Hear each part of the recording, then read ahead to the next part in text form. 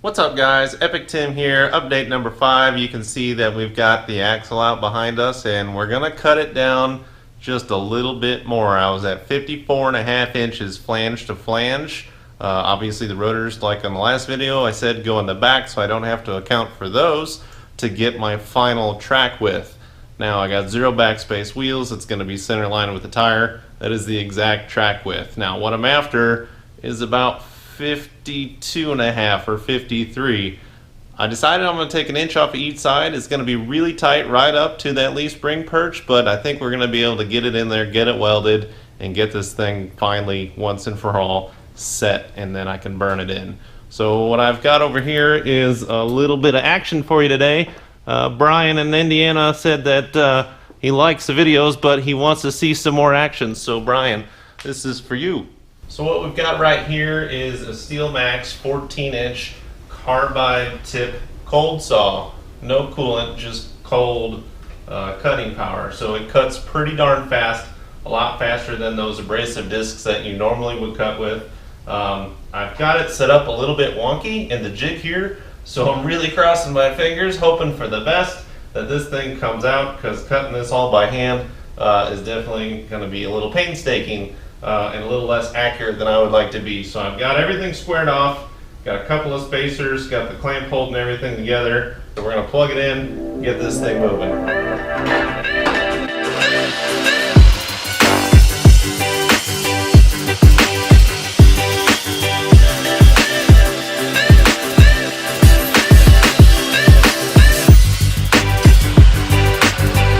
There we go. One thing that's really nice about the cold cut saw is it cuts pretty darn cold.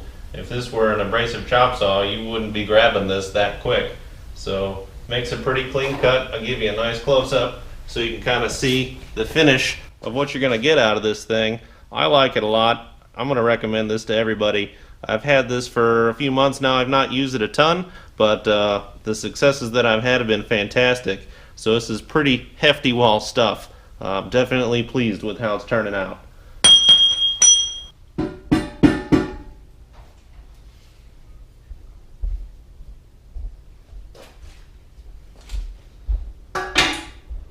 So here's a tip that my friend Eric gave me. If you've got a custom fabricated housing, the factory, this Mosering, and by this case, leaves some gaps and voids on the inside of the housing that have some trash and welding junk in it. If you don't seal those up one way or another, you're probably going to have some problems with your gear set down the road. I highly recommend putting a magnet on your drain plug to catch any metallic substances, but there's some cleaning supplies and other stuff in there that probably is never going to come out. So the wise thing to do is get your welder out, seal up all those little passageways. Some of them are extremely tough to get to, but with a little perseverance and a little ingenuity with maybe a mirror or something, if you have a TIG welder, even better. Go in there and seal up those different areas, and I'll show you where they're at. So first things first, all around the back edge of here on both sides, front and back, top and bottom.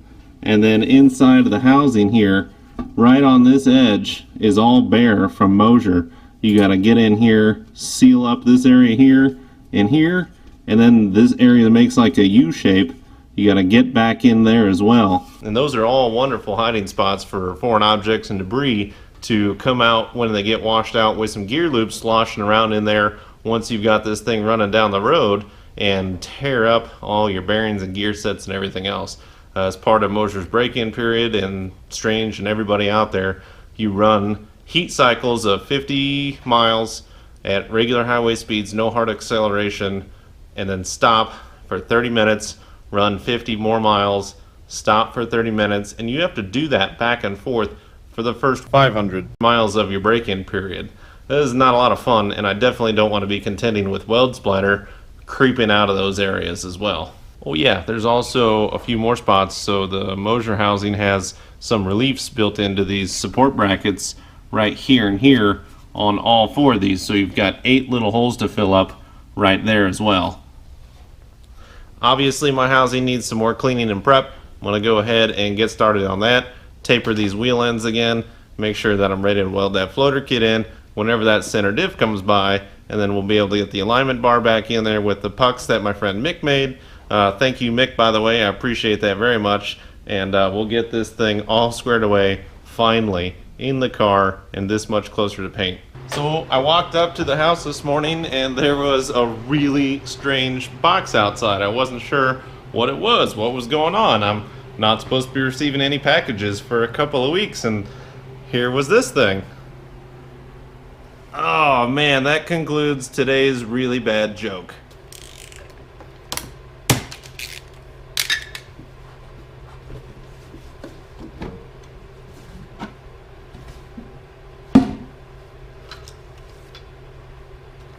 So for all you junkies that want some specs, here you go.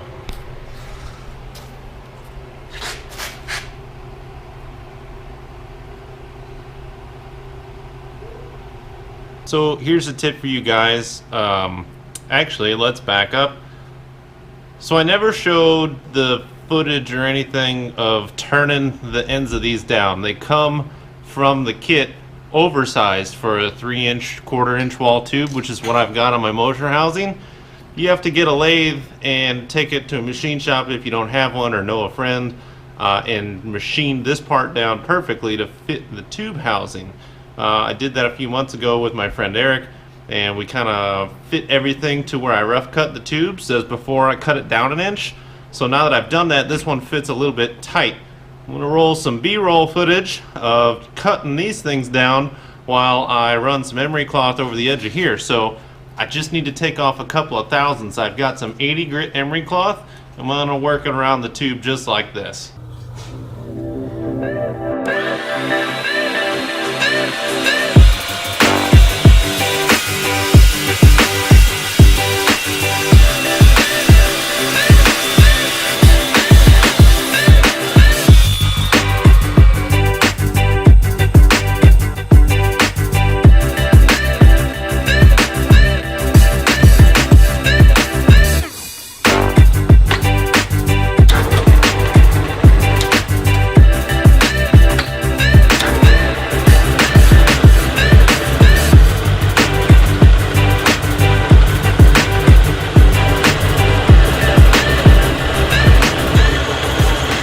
See if that's any better.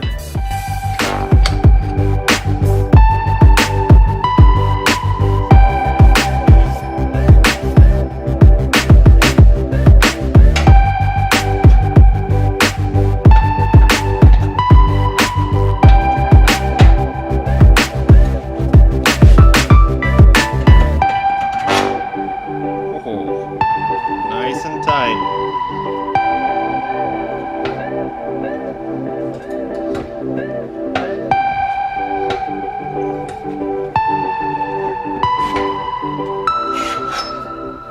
Looks like I got a little bit of trim work to do on this edge here.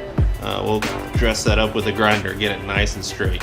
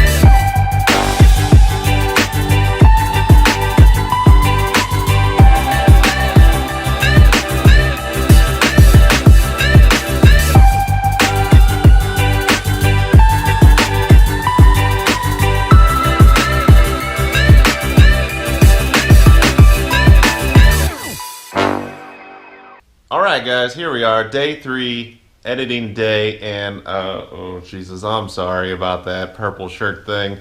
I don't know what's wrong with me really. But as you can see here, diff is in, pumpkin's on, little B action down below. You can see how much of a struggle that was. This is kind of what I've aligned for the cut on that cross member. You can see I've been hard at work chopping that thing to pieces, and this is what it looks like right here. There is not a heck of a lot left in this thing. So mind you, I cut about a ½ an inch off the back of this a little while ago in a previous video, talked about that. So I've only got about 5/8 of an inch or so right here, which is going to be clearance for the pumpkin to come through and make sure that this is all going to be kosher when it's back together. I've got some plate. I'm going to run across these edges here, flat here and here, and I actually got a piece of taller plate that I'm going to raise up and actually bring that through and weld it to the floor right here as well for a little extra support, because that thing's getting pretty thin. So editing day, recap, Brian Ritchie wanted to see some additional detail and context of what kind of floor plan clearance was there, so we're going to grab a light and show you right now. So as far as floor pan clearance goes, we ground the lip off of this drain here to kind of make room for that. If I did this again, I'd probably leave that lip and just notch it. This floor is super duper flexible. The little bit of clearance I needed, I could have just put a floor jack under this and set it up a little bit more. Wouldn't have been a problem at all. Other clearance you see here and here, this kit is fit really well for this car. It lines up excellent, but it does, however, hang below the frame a little bit. So I'm going to grab a straight edge and a tape measure, show you just about what you're looking at. So I jacked the axle up to about ride height so you can kind of see where the arms are going to end up. And if I bring this right to the edge here, you can see all of this stuff here hangs below the frame. So if you're worried about running a real low ride height, or if you want a real tight cruiser or something that's hugging the ground, this is probably not the kit for you. I'm after more street and autocross use, so I think I'm going to be just fine, but let's get some measurements for you. As you can see, this cross member here runs right along this pinch weld. This drops down a 2-inch tube. It drops down to 1.5 inches, so we're losing a ½ inch off of here already. So everything that is here and here is a ½ inch below the pinch weld. Then you see this bracket and this arm comes down even more. So if we get to looking, this is a 3-inch bracket. That arm puts it right about 3.5 from the top of that. That bracket's not even all the way at the top of this cross member. We're about a 1/4 inch or so above that roughly. So overall, we're just about 4 inches below the top of this cross member. This cross member is 1.5 inches up. So if you do the math and you think about where that's going to set you, is roughly 2.5 inches below the floor of this pinch weld. So if you're looking to squeeze out every little bit that you can, you should probably go with a 4-link or a 3-link or some of those other choices, or just stick to leaf springs. There's nothing wrong with leaf springs. I didn't want to deal with the traction issues. I wanted this beefy setup here so I can do all kinds of other types of general and casual use with this thing, if you know what I mean. And that's going to get me squared away. You got to make your own decision. If you got any questions, comments, suggestions, tips, or a name for this car, we still don't have a name for this car. A lot of stuff's been thrown out there. I'm not fond of some of the ones that you guys have sent over. I don't know what's wrong with you, but good luck. And that's all I've got for you on today's update video. Keep those questions coming down in the comments below. I'd like to do a Q&A maybe next week if it works out. If you guys put enough stuff down there, we'll make that happen for you. Not going to have a lot of progress over the next few days. Headed out of town this weekend. Going to help my buddy Bruce, who helped me find this car, get his dream car from Iowa. Running a truck and trailer up there, going to bring it back, make a 1-day turnaround, and then hopefully we'll get a little B-roll footage of that in there for you too. So if you have your own project car at home, or if you've got another situation that you need some help with, I leave you with one piece of advice. Do one thing today that will leave you in a little bit better place tomorrow. Thanks for watching today's video. If you like this, hit that like button, leave a comment below. Let's get that Q&A rolling. And if you need some more Epic Tim content in your life, hit that subscribe button. Thanks.